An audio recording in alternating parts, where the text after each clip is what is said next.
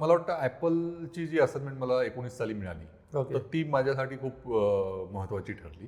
एक माझा confidence boost करण्यासाठी, दुसरं मला जो एक गावात राहूनही मला अपॉर्च्युनिटीज मिळू शकतात, हा जो एक कॉन्फिडन्स मला मिळाला. नाटकाकडनं मी 2-3 गोष्टी महत्त्वाच्या शिकलो ओव्हरऑल नाट्य चळवळीतनं. त्यातली एक महत्त्वाची गोष्ट शिकलो म्हणजे तुम्हाला तुमची गोष्ट सांगायला पाहिजे. माझा पर्पज आहे की किती सुंदर आहे बघा हा छोटासा डिटेल. मग मी मे बी पूर्ण लँडस्केप घेणार नाही, मी झाडाचं खोड घेईन. त्या पूर्ण लँडस्केपमध्ये एखादं झाड असतं, त्याचं खोड असतं, त्याच्यावरनं एक मुंगी चालली आहे. करेक्ट. एवढे डिटेलमध्ये तुम्ही निसर्ग बघता का? माझ्यासाठी ते काढला, तो मुवमेंटला मी तिथे अवेलेबल होतो. माझं नशिबाने एन्जॉय केला. माझंच रिलेशन त्या फोटोसोबत संपलं. दुसरी गोष्ट, कला ही सगळी ॲक्सिडेंटल आहे. कुठला फोटो मिळतो तो ॲक्सिडेंटने मिळतो, पण तुम्ही ते ॲक्सिडेंट एक्सपिरियन्स करण्यासाठी बाहेर तर असलं पाहिजे.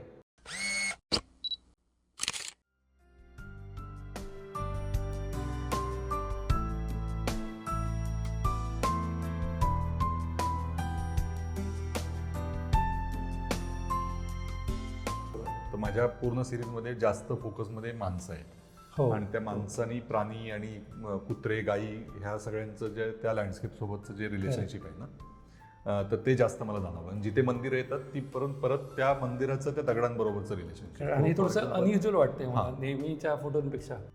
हे बघताय तुम्ही हम्पी, जे आपल्याला दिसतं किंवा इतरांना दिसतं ते या कलाकाराला वेगळं दिसतं, वेगळं सुचतं. कणकवलीमधून पुढे येऊन फोटोग्राफीच्या माध्यमातून आपली ओळख जगाला दाखवणारा कलाकार म्हणजे इंद्रजित खांबे. आज या कलाकाराला आपण भेटणार आहोत, गप्पा मारणार आहोत आणि त्याच्या ओव्हरऑल जर्नीबद्दल जाणून घेणार आहोत. इंद्रजित, तुझं स्वागत. गेले काही वर्ष आम्ही महाराष्ट्रातल्या जुन्या फोटोग्राफरचं डॉक्युमेंटेशन करण्याचं काम करतो आहे. त्याचा अनुभव, काम हे लोकांसमोर आणण्याचा एक छोटासा प्रयत्न करतो आहे दुनिया छायाचित्रकारांची या माध्यमातून, जे यूट्यूबला आत्ता चालू आहे. पहिल्यांदा म्हणजे मला हे जाणून घ्यायला आवडलं की डॉक्युमेंटरी म्हणजे नक्की काय? डॉक्युमेंटरी म्हणजे डॉक्युमेंटेशन. मग ते वेगवेगळे विषय असतील. तर मी ज्यावेळी फोटोग्राफीला सुरुवात केली त्यावेळी माझा एक मेन पहिली गोष्ट मी कधी कमर्शियली फोटोग्राफीकडे बघितलं नाही. आणि मी ज्यावेळी सुरुवात केली त्यावेळी मला माहीत होतं की डॉक्युमेंटरी फोटोग्राफी करून पैसे तर काही फार मिळणार नाही. पण कमर्शियल माझे काही हे नसल्यामुळे, इन्क्लिनेशन नसल्यामुळे मी म्हटलं ठीक आहे, आपण असं काम करू की जे काहीतरी एक पैशाच्या पलीकडे आहे आणि जे काहीतरी दुसऱ्या लोकांना किंवा सोसायटीला थोडी मदत होईल त्या कामाची. कारण माझ्यावरती जास्त नाटक आणि नाट्य चळवळीचा जास्त प्रभाव होता. अच्छा. आणि हे जी सगळी प्रायोगिक नाटकाची चळवळ असेल, मग ती पुण्यातली असेल, मुंबईतली असेल, बऱ्याच ठिकाणची, तर ती लोक ज्या प्रकारे स्वतःला ताडून बघत होती, ज्या प्रकारे, किंवा नावच घ्यायची तर पुण्यातली नावं घेतली तर मोहित टाकळकर सारखा माणूस असेल, किंवा आसक्त सारखी संस्था असेल, अतुल पेटे असतील, अनिरुद्ध खुटवड असेल, असे बरेच लोकांचं नाटक मी त्यावेळी पॅरलली बघत होतो. मुंबईमध्ये आविष्कार होतं. तर तो प्रभाव माझ्यावरती, कारण मी 2002 ते 2012 पर्यंत फोटोग्राफी सुरू करेपर्यंत नाटक चळवळीमध्ये जास्त इन्व्हॉल्व होतो. त्यामुळे तो प्रभाव माझ्यावरती होता. ओके. या सगळ्या म्हणजे नाट्य चळवळीचा प्रभाव तुझ्या फोटोग्राफिक अँगलकडे किंवा तू याकडे वळला कसा मग? एक 10-1 वर्ष नाटक केल्यानंतर तिथे माझ्या लक्षात आलं की नाटक हे माझं माध्यम नाही आहे. अच्छा. 2-3 गोष्टींसाठी. एक म्हणजे ग्रुपमध्ये काम करण्यापेक्षा मला एकट्याने राहून काहीतरी करण्यात जास्त मजा वाटते. कारण मी लहानपणी पेंटिंग फार काढायचो आणि त्या प्रोसेसमध्ये मला जास्त आनंद वाटायचा. तर ते एक कारण होतं. आणि दुसरं कारण असं होतं की माझं जे ओव्हरऑल कामाचं शेड्यूल होतं, मी व्यावसायिक होतो, त्यामुळे मला नाटकासाठी जे एक सर्व लोकांसोबत एक वेळ पाळायला लागते, ती माझ्याकडनं पण होत नव्हती. अच्छा. अशी बरीच कारणं होती. त्या मनाने फोटोग्राफी मला चांगलं माध्यम वाटलं की एक कॅमेरा घेतला की मी एकटा फिरू शकतो. माझ्याकडे जेवढा वेळ असेल, आज अर्धाच तास आहे, 1च तास आहे, 4 दिवस आहेत, 8 दिवस आहेत, तर मी तसं वेळ काढून मी काहीतरी करू शकतो. तर ती फ्लेक्झिबिलिटी मला फार आवडली फोटोग्राफी. तर त्यामुळे मी जाणून बुजून फोटोग्राफी हे माध्यम निवडलं. बॅकग्राऊंड मला थोडीशी समजून घ्यायला आवडेल, कारण नाट्य चळवळ त्याच्यानंतर एक माध्यम जे कला प्रकाराशीच निगडीत आहे, हम्म. पण आधीचा व्यवसाय हम्म. जो पूर्णपणे वेगळा होता. हम्म. तर त्याचं गणित हे कसं होतं, काय त्याचं, की आधीचं एक फील्ड वेगळं, त्याच्यातनं नाट्य चळवळीतनं कला प्रकार, आणि तो सुद्धा बरोबर. फोटोग्राफी, जे माध्यम बरोबर. सहज साध्य करण्यासारखं काही आणि म्हणलं तर नाही पण आहे. हो, नाही बेसिकली मला लहानपणापासून आर्ट या फील्डमध्ये प्रचंड आवड होती. बरोबर. दुसरी गोष्ट मला इंटरेस्टिंग आवड होती म्हणजे शेतीची. हो. तर माझं जे आजोळ होतं ते सातारा जिल्ह्यातलं होतं, बरं. आणि मी सुट्टीला ज्यावेळी 1-2 महिने जायचो मे महिन्यामध्ये, आणि तो बराचसा दुष्काळी भाग होता ऍक्च्युली, पण मला खूप भारी वाटायचं तिथे. तिथे काय ना खायला मिळायचं, ना काही एंटरटेनमेंटची साधनं होती. त्या काळामध्ये फोन वगैरे हे काही नव्हतं.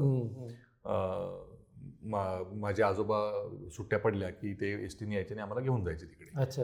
आणि ते 1.5-2 महिने मला फार विलक्षण मजा वाटायची तिकडे. नुसतं डोंगरांमधनं फिरणं, शेतामध्ये फिरणं, गुरांच्या मागून फिरणं. आजोबा म्हणजे काही फार बोलायचे नाहीत माझ्याशी, पण त्यांच्यावर रोज शेतात जायचं आणि दिवसभर त्या उन्हात 40 डिग्री 42 डिग्रीमध्ये फिरायचं. पण ते का कुणास ठाऊक ते फार विलक्षण वाटायचं, आणि मला वाटायचं की ती प्रायव्हसी मला खूप अट्रॅक्ट करायची, की ना पेरेंट्स आहेत लक्ष ठेवायला, ना कोण आहे, आणि जस्ट तुम्ही आहात आणि स्वातंत्र्य आहे ते.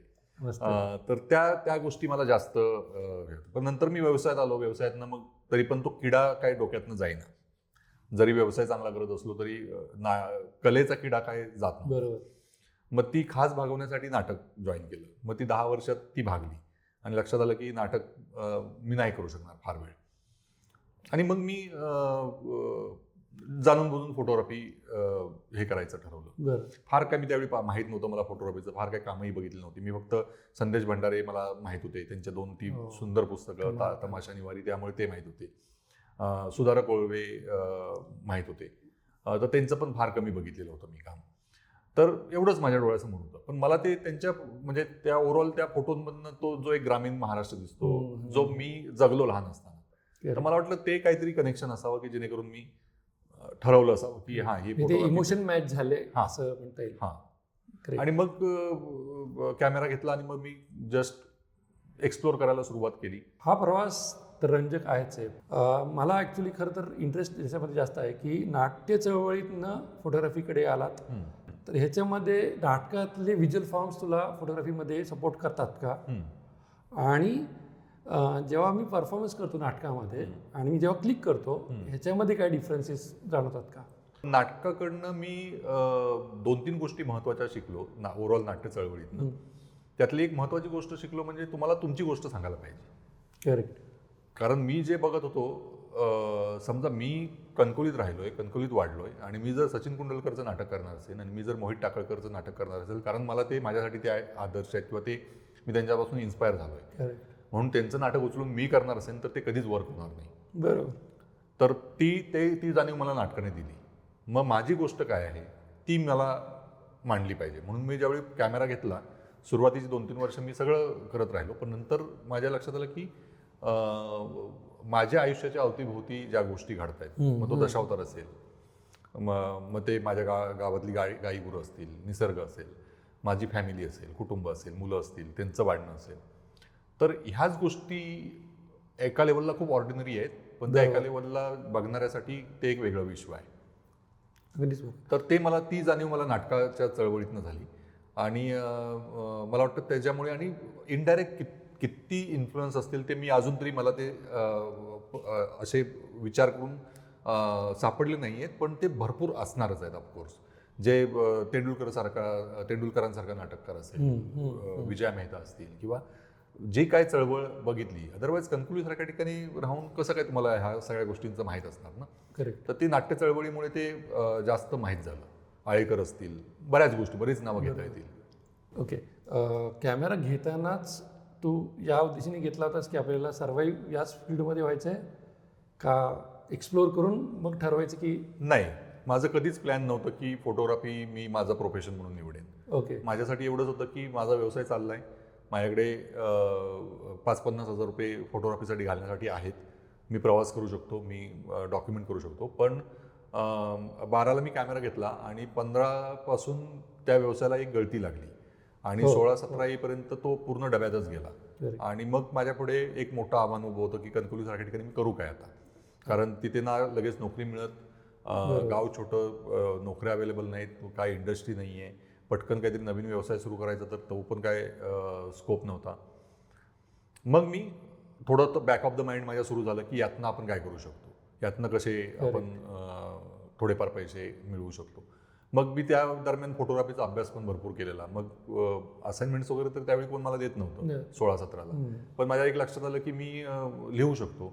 मग मी वेगवेगळ्या मॅगझिनसाठी, वेगवेगळ्या न्यूजपेपरसाठी कॉलम लिहायला सुरुवात केली. अच्छा, क्या बात आहे. हां, आणि त्यातनं महिन्याला 8-10 हजार रुपये मिळवायला लागलो. कसंही करून टिकून राहायचं एवढंच माझ्या डोक्यात होतं की आता दुसरा पर्याय नाही आपल्याकडे आणि आपण नोकरी करू शकत नाही इतकी वर्ष व्यवसाय केल्यानंतर आणि हे केल्यानंतर.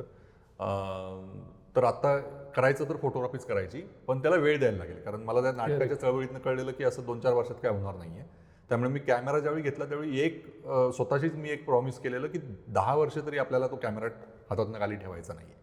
म्हणजे तो काही होऊ देत, त्याच्यात सक्सेस मिळू देत, नको मिळू देत, आपल्याला 10 वर्ष तरी मिनिमम आपल्याला त्यात मेहनत घ्यावीच लागेल, तर जाऊन कुठेतरी आपलं थोडंसं त्याच्यात अंदाज येईल, नाव होईल. पण 10 वर्षाच्या आधी काही होणार नाही, हे मला पूर्ण क्लॅरिटी होती. या आता तू 10 वर्षाचा स्पॅन स्वतःसाठी दिला, पण अशी कधी पोझिशन आली किंवा अशी कधी वेळ आली की हेच फील्ड आपल्यासाठी क्लिक झालेलं आहे आणि किंवा काही कमर्शियल असाइनमेंट असतील किंवा असा एखादा फोटो मिळाला की नाही दिस इज माय करिअर? नाही, असं काही होत नाही. एका फोटोमुळे करिअर होतं वगैरे असं नॉर्मली फोटो जर्नलिझममध्ये तसं होऊ शकतं. काही वेळेला जे एक ग्लोबल कॉन्फ्लिक्ट असतात, असे बरेच फोटोग्राफर आहेत की त्यांची आयडेंटिटी एक फोटो आहे आणि त्याला वर्ल्ड प्रेस फोटो मिळाला आणि मिळाला. ह्या फील्डमध्ये तसं मला वाटतं की तसं होत नाही आणि मला तो मुवमेंटही असं काय हे होत नाही की अमुक फोटो मिळाला म्हणून. कारण ह्या ओव्हरऑल प्रोसेसमध्ये माझी अशी एक मेंटॅलिटी आहे की मी काम करतो आणि ज्यावेळी तो फोटो झाला, तो मी पोस्ट केला किंवा गायला चांगला फोटो, माझं रिलेशन त्याच्याबरोबर संपलं. अच्छा, मला ना तो उगाळण्यात इंटरेस्ट आहे, ना मला त्याची प्रिंट करून घरात लावायचा आहे, ना मला तो सतत बघायचं आहे हे ओपन करून. माझं कारण कसं होतं, कारण तो फोटो काढताना मी फार कुठली गोष्ट, आता या हम्पीच्या फोटोमध्ये मी ती रिअली हे केली आहे, एक्सपिरियन्स केलेली आहे, ती रियालिटी एक्सपिरियन्स केली आहे की काय काय होतं तिथे. आता तो व्ह्युअर ज्यावेळी, तो बघणारा प्रेक्षक ज्यावेळी तो फोटो बघतो त्यावेळी त्याला एक वेगळे इम्प्रेशन मिळतात. करेक्ट. आणि मग 1000 लोकांनी जरी तो बघितला तरी 1000 लोकांना 1000 प्रकारचे इम्प्रेशन मिळतात. त्यामुळे माझं इम्प्रेशन जे आहे ते मला ना सांगायला आवडत लोकांना. माझ्यासाठी ते काढला, तो मुवमेंटला मी तिथे अवेलेबल होतो, माझं नशिबाने एन्जॉय केला, माझंच रिलेशन त्या फोटोसोबत संपलं, जे इमोशनल कनेक्ट संपला. मग तो मागे गेला माझ्यासाठी. मग माझ्यासाठी रोज सकाळी ज्यावेळी दिवस उजाडतो त्यावेळी माझ्यासाठी तेच असतं की आता आज मी काय करतो. तर त्या मेंटॅलिटीने काम केल्यामुळे मी इतकं कमी स्पॅनमध्ये भरपूर काम करू शकलो, कारण ते करायचं आणि ते मागे टाकायचं आणि पुढच्या दिवशी काय ते त्याच्यावरती फोकस करायचं. आणि त्याच ॲटिट्यूडने मी पुढची काही वर्ष काम करणार असं आहे. कोकणातले फोटोग्राफ्स बघितले तर जनरली वाव समोर येतं की निसर्ग आहे, बीच आहे, पण हे व्हिज्युअल फॉर्म्स दिसणं आणि कॅप्चर करणं याच्यामध्ये खूप फरक आहे. किंवा ह्यासाठी थॉट प्रोसेस आहे किंवा एक स्टोरी टेलिंगचा माध्यम दिसतं, ते कन्व्हे कसं करतोस तू? नाही, पहिली गोष्ट माझे जे म्हणजे फोटो काढण्याचं जे एक दृष्टी आहे त्याच्यामध्ये मला असं नाही दाखवायचं की किती भारी आहे बघा कोकण. करेक्ट. हा माझा पर्पजच नाही आहे. माझा पर्पज आहे की किती सुंदर आहे बघा हा छोटासा डिटेल. मग मी मे बी पूर्ण लँडस्केप घेणार नाही, मी झाडाचं खोड घेईन. त्या पूर्ण लँडस्केपमध्ये एखादं झाड असतं, त्याचं खोड असतं, त्याच्यावरनं एक मुंगी चालली आहे. करेक्ट. एवढे डिटेलमध्ये तुम्ही निसर्ग बघता का? पाणी, मला अख्खी नदी दाखवायचीच नाही आहे, मला ते नदी आणि त्या नदीच्या स्वच्छ पाण्याच्या खालचे जे दगड जसे दिसत आहेत, त्याच्यावरचा शेवाळ दिसत आहे, तर ते रंग, ते टेक्स्चर आणि तो एक क्लोजनेस त्या गोष्टींबरोबरचा, तर तो माझा जास्त फोकस असतो. त्याच्यामुळे कोकणाचा निसर्ग ह्याच्यापेक्षा ते माझा निसर्ग म्हणून मी जास्त प्रेझेंट करतो की मी माझं काय कनेक्शन आहे त्या गोष्टींबरोबर.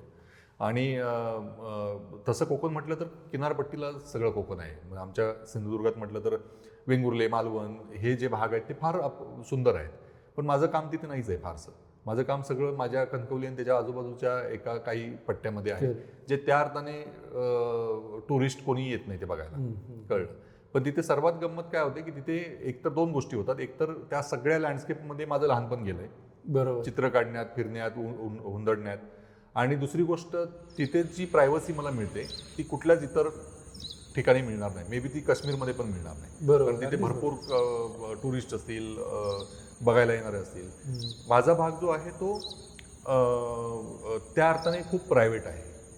तर त्याच्यामुळे ते प्रायव्हसीचं जे फिलिंग आहे त्या निसर्गासोबतचं, की अख्ख्या त्या निसर्गामध्ये तुम्ही एकटं असणं. ॲक्च्युली तुझा बायो जेव्हा आला त्याच्यानंतर तुझ्या काही यूट्यूबवरच्या जे काही इंटरव्ह्यूज होते ते बघताना तू एक वाक्य म्हणलंस त्यात की निसर्ग स्वतः अनुभवा, कनेक्ट करा स्वतःला, तो तुमच्याशी संवाद साधेल.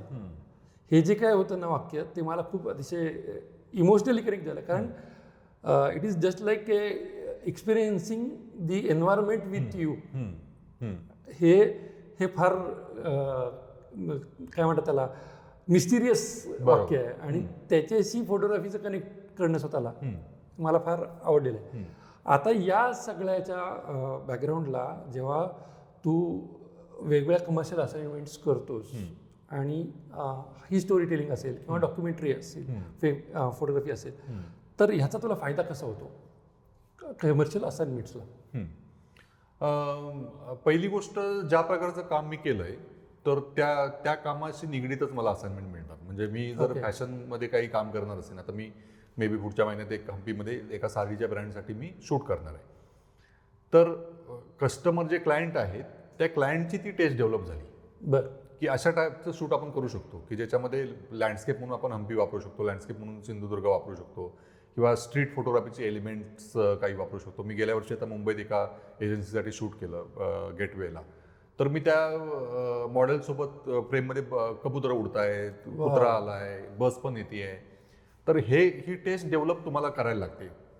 आणि ज्यावेळी तुमच्या त्या फोटोंमधनं ती क्लायंटची किंवा ओव्हरऑल लोकांची सुद्धा ज्यावेळी ती टेस्ट डेव्हलप होते, त्यावेळी मग लोक ती रिस्क घ्यायला किंवा ती फ्लेक्झिबिलिटी त्यांच्या ॲप्रोचमध्ये पण येते की करायचं आहे पण तुझी स्टाईल तू जाऊ देऊ नकोस. करेक्ट. जपूरजाला झालेलं एक्झिबिशन मी पाहिलं, त्याच्यामधले फॉर्म्स आणि आत्ता इथे जे काही डिस्प्ले झाले, या फोटोग्राफ्समध्ये ॲक्च्युली फोटोग्राफ्स आहेत का पेंटिंग्स आहेत, असा एक डाऊट तयार होतो. हे व्हिज्युअल फॉर्म्स तुला सुचतात कसे, किंवा व्हिज्युअल फॉर्म्स तुला काही इंडिकेट करतात का की हे मला असं काहीतरी दिसलंय, ते I have to capture this, or हे एलिमेंट्स तू डिझाईन कशी करतोस? नाही, हे एलिमेंट्स सगळे अवेलेबलच आहेत बाहेरच्या जगामध्ये, ते सगळे अवेलेबलच आहेत. तुम्हाला त्याचं ॲस्थेटिक किंवा त्याचं एक तंत्र जेवढं डीपली समजेल, कळलं की मी कधी माझे फोटोंमधला लाईट जो आहे तो आयदर सकाळचा असणार किंवा संध्याकाळचा असणार, कळलं. तर त्या लाईटवरती सगळं जग बदलतं. त्यामुळे तो लाईट ज्या क्वालिटीचा आहे त्याच्यावरती तुमच्या रंगांचा पोत आणि त्याचं एक टेक्स्चर ठरतं. तर त्यामुळे मी मॉर्निंग आणि सकाळ आणि संध्याकाळ मी कधीच मिस करत नाही शक्यतो. मी कुठेही असेल, मी समजा प्रवासी समजा पुण्याला येतोय कणकवलीतनं, तर मी असं प्लॅन करतो की ओके, मग मी 4 ते 6 मे बी साताऱ्यात जर असेल मी गाडी थांबवेन, मी 2 तास साताऱ्यात चालेन आणि 6 वाजल्यानंतर मी परत पुण्याला पुढे जाईन. असं मी आता हम्पीला जातो, मी नेहमीच निघतो, मी बरोबर 4 वाजता गदगला पोहोचतो. वाटेत एक गदग नावाचं गाव आहे, 2 तास मी गदग फिरतो आणि मग मी हम्पीला पोहोचतो. तर मला ती वेळ घालवणं, वाया घालवणं मला फार फोटोग्राफर म्हणून रेस्टलेस करतं की ती वेळ मला नाही वाया घालवायची. त्यामुळे मी कुठेही असलो तरी मी तो वेळ जो असतो, आज पण सकाळी मी बाहेर पडून टेकडीवरती 4 फोटो काढलेच. तर त्याच्यामुळे लाईटचा जेवढा स्टडी तुम्ही डिटेलमध्ये कराल, it's all about light. Photography आपण कॅमेरा, गिअर, कंपोजिशन वगैरे सगळं बोलतो, पण light can transform any ordinary object in to painting. Correct. So लाईटचं खूप इम्पॉर्टन्स आहे आणि आपण त्याच्यावरती जास्त विचार केला पाहिजे. Photography is actually writing with light. Correct. So that is more important. So हे जेव्हा तू आता म्हणतोस की व्हिज्युअल फॉर्म्स मी डिझाईन करत नाही आणि ते दिसतात एलिमेंट्स आहेत, पण ॲज अ स्टोरी टेलर किंवा ॲज अ डॉक्युमेंटरी फोटोग्राफर, यातनं तुला जो मेसेज पासन करायचा आहे किंवा जे डॉक्युमेंट करायचं आहे ते तू सब्जेक्ट निवडतोस का कसे सजेस्टिव्ह असतात? नाही, ते ॲक्सिडेंटली सापडतात. ओके. दुसरी गोष्ट, कला ही सगळी ॲक्सिडेंटल आहे. हो. कुठला फोटो मिळतो तो ॲक्सिडेंटने मिळतो, पण तुम्ही ते ॲक्सिडेंट एक्सपिरियन्स करण्यासाठी बाहेर तर असलं पाहिजे. तुमच्या घरात तर ॲक्सिडेंट होणार नाही. कळलं.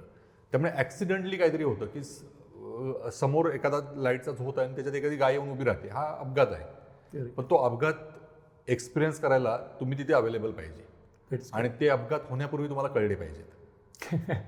कळलं. आणि ज्यावेळी तुम्ही वारंवार बाहेर जाता, वारंवार जग फार क्युरिओसिटीने बघता, तुम्हाला ते अपघात आधी 2 सेकंद, 5 सेकंद, 10 सेकंद कळतात आणि मग तुम्ही तो स्वतःला प्रिपेअर ठेवता त्यासाठी की हे समोर घडू शकतं आणि अशा टाईपची फ्रेम मिळू शकते. हा सेटअप आहे.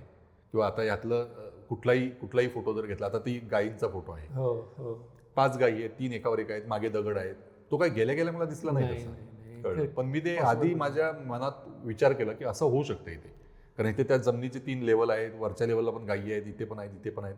कदाचित काहीतरी गायी त्या जवळ येतील आणि त्या 5 गायी जरी असल्या तरी तिथे 50 गायी होत्या. त्या 50 मधल्या त्या 5 गायी तिथे येणं, तर त्या अपघातासाठी मी तिथे अवेलेबल असणं आणि त्याची वाट बघणं. ओके. म्हणजे तू त्या सडन मुवमेंटला ती फ्रेम बघत राहतोस, काय काय घडेल याची वाट बघतोस आणि जे तुला कॅप्चर करायचं वाटेल ते तू कॅप्चर करत राहतोस.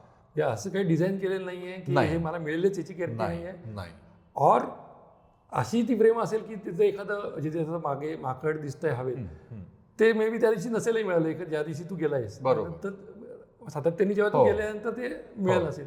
म्हणजे एखादा लोकेशन तू वारंवार जेव्हा तू बघतोस तेव्हा तुला ते क्लिक करायचं वाटेल याची गॅरंटी नाही. त्याची गॅरंटी नाही आणि सातत्याने ते बदलत राहतं. त्याच्यामुळे बरेचदा लोक म्हणतात की मी आता हम्पी करून आलो किंवा इकडे मी चालून आलो. आता तुम्ही कुठल्याही गल्लीमधनं तुम्ही जर सतत 10 फेऱ्या मारल्या, प्रत्येक वेळी वेगळं घडतं. करेक्ट. प्रत्येक वेळी वेगळंच काहीतरी घडत असतं. इनफॅक्ट असंही आहे ना की इथे आता आपण महाराष्ट्रातले फोटोग्राफर काय किंवा ऑल ओव्हर इंडियातले फोटोग्राफर की प्रत्येकाला दिसणारं हम्पी वेगळं आहे. त्याच्या नजरेतलं, त्याच्या कन्सेप्टमधलं, त्याच्या व्हिज्युअल आयडियाजनुसार त्याला हम्पी वेगळं दिसणार आहे. त्याला ती माणसं वेगळी भावणार आहेत, त्याच्या संवेदना वेगळ्या आहेत. या ज्या काही फॉर्म्स आहेत त्या तुझ्या स्वतःच्या मनाला कुठे भिडतात? माझ्या मनाला भिडतात म्हणजे तेच होतं, मी जसं मगाशी म्हणालो, मी ज्यावेळी तो फोटो काढत असतो किंवा एखादा पर्टिक्युलर फोटो मी काढला, तर फॉर एक्झाम्पल त्या मुलीचा फोटो आहे की जिच्या डोक्यावर तो एवढा मोठा खडकती आणि अशी डोक्याला टेकून उभी आहे, तर तो काढण्याचा जो प्रोसेस आहे तिथे मी कसा गेलो, काय घडलं, तर ह्या आठवणी माझ्यासाठी महत्त्वाच्या असतात. ॲब्सोल्युटली. ते फोटो एक त्यातला फक्त पार्ट आहे, पण त्याच्या पलीकडे तो जो एक्सपिरियन्स असतो आणि त्या एक्सपिरियन्समधनं एक शहाणपण येतं फोटो काढण्याबद्दलचं आणि एक ओपननेस येतो. तर तो मला वाटतं माझ्यासाठी फक्त फार लक्षात राहतो, इम्पॉर्टंट आहे. अदरवाईज तो फोटो झाला, आता त्या फोटोचं काय लोकांना वाचायचं आहे, कसा वाचायचा आहे, ते तो लोकांचा झाला फोटो. आता त्याचं माझ्याशी काही फार रिलेशनशिप नाही. मला फक्त पुढचं काय मी काढणार आहे त्याच्यासाठीच जास्त, मला त्याच्यासाठी अस्वस्थता जास्त असते. ग्रेट. म्हणजे अशी कुठली डॉक्युमेंट तुझा किंवा अशी कुठली असाइनमेंट, कमर्शियल असाइनमेंट की ज्याच्यामुळे तुला पॉप्युलॅरिटी मिळाली और तुझ्या फोटोला अरे हे दिस इज डिफरंट समथिंग? मला वाटतं ॲपलची जी असाइनमेंट मला 19 साली मिळाली, तर ती माझ्यासाठी खूप महत्त्वाची ठरली. एक माझा कॉन्फिडन्स बूस्ट करण्यासाठी, दुसरं मला जो एक गावात राहूनही मला अपॉर्च्युनिटीज मिळू शकतात, हा जो एक कॉन्फिडन्स मला मिळाला, तर मला वाटतं ती असाइनमेंट फार इंटरेस्टिंग होती. आणि एक वेगळ्या प्रकारे ॲपलसारख्या ब्रँडने एखाद्या गावातल्या फोटोग्राफरला की ज्याला काही सोशल मीडिया फॉलोईंग नव्हतं, काही नव्हतं, पण जस्ट त्याचे फोटोज त्यांना आवडले म्हणून त्यांनी मला ती असाइनमेंट दिली. थोडंसं डिटेलमध्ये सांगणार येते.